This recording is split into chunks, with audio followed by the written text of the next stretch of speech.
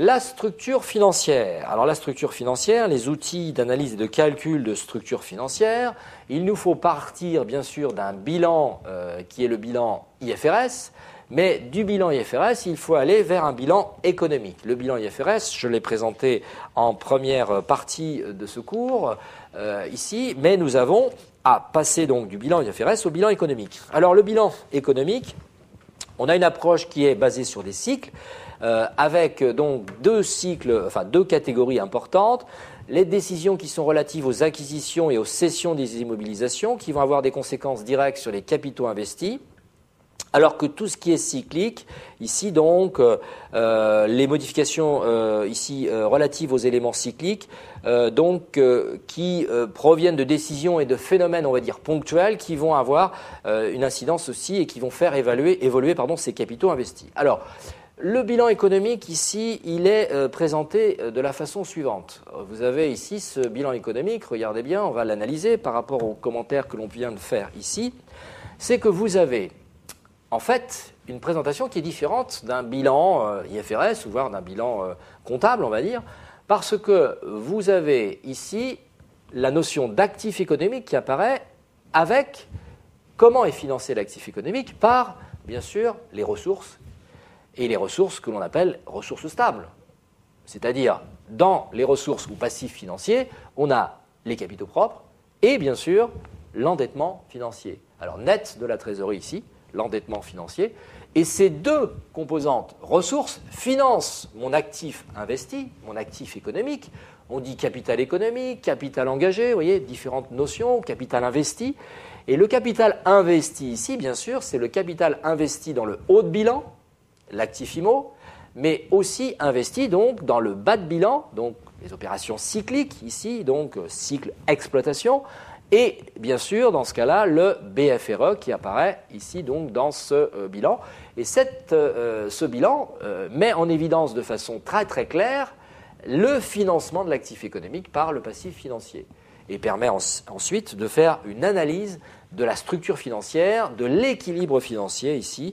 D'où la nécessité de passer d'un bilan IFRS à un bilan économique, en retraitant évidemment le bilan IFRS. Retraitement qui apparaissent ici dans ce tableau, un retraitement donc avec des éléments importants sur les différents actifs passifs ici bilan IFRS, retraité ici avec les différentes classifications qui sont dans le bilan économique, de façon à pouvoir obtenir un bilan, on va dire par masse, bilan économique, pour pouvoir ensuite l'exploiter. Alors, il est vrai que là encore, on est sur quelque chose qui est, proposé par des analystes financiers. Est-ce que tout le monde a le même format ici pour retraiter ? Non.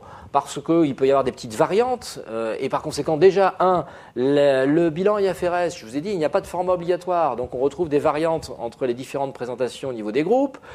Pour passer au bilan économique, retraitements qui sont indiqués dans ce tableau, mais il est clair que pour un éventuel examen, pour un sujet d'examen, on sera amené à soit vous le donnez ce bilan économique ou vous donnez, la méthodologie pour le construire, pour pouvoir dire, voilà, donc tel poste figure dans les capitaux propres, tel poste figure dans les passifs circulants exploitation, etc., etc., pour que vous puissiez, vous, ensuite, faire le travail de construction du bilan économique. Ou alors, ce bilan économique peut être aussi donné, éventuellement. Deux possibilités. Soit il faut le construire, mais il faut donner le cadre de référence pour pouvoir le construire. Quand je dis le cadre, la méthode pour pouvoir le construire. Et ensuite, on peut travailler sur ce bilan économique. Les ratios du bilan économique, ratios qui sont des ratios, là encore, proposés par certains rapports de groupe, couverture des capitaux investis ou analystes financiers.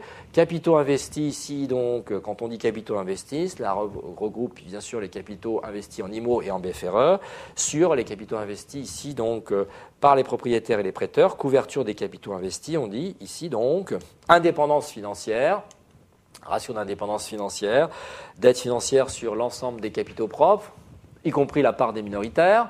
Le poids du BFRE, autre ratio, donc par rapport au chiffre d'affaires, la capacité de remboursement des emprunts en année, voilà des ratios que l'on peut proposer ici pour faire une analyse de cette structure financière en se posant les questions, est-ce que Les ressources vont permettre de couvrir les emplois ici donc, c'est-à-dire les actifs économiques. Est-ce que les moyens utilisés, BFR en particulier, sont gérés de façon optimale? La structure de financement est-elle adéquate? On peut se poser aussi des questions par rapport à la capacité de remboursement ici des dettes, sur les ruptures de liquidité possibles. Qui finance l'entreprise? Comment est financé le groupe ici? Enfin l'entreprise, l'entité, on va dire, groupe, capitaux propres, emprunts, le degré d'indépendance vis-à-vis des prêteurs. Voilà des questions qui nous permettent ici de faire une analyse de cet équilibre financier ou de cette structure financière. Est-elle adaptée? Vous avez ici donc cette question avec un exemple, bilan économique. Voici le bilan économique d'un groupe, ici sur 3 exercices. Bilan économique donc avec les capitaux investis, actifs économiques, les capitaux investis propres, endettement financier, passif, donc ici financier, donc capitaux investis, ressources. Derrière, vous avez les calculs des ratios du bilan économique dans ce tableau et on retrouve les principaux ratios ici donc sur ce bilan économique avec bien sûr les ratios donc proposés dans le slide précédent, les différents ratios sur les 3 derniers exercices et ensuite commenter bien sûr ces ratios sur le fait qu'il y ait une amélioration de la structure financière ou une dégradation de la structure financière. Donc ici, le poids du BFRE par rapport au chiffre d'affaires qui reste relativement constant ici, donc sur les 3 exercices.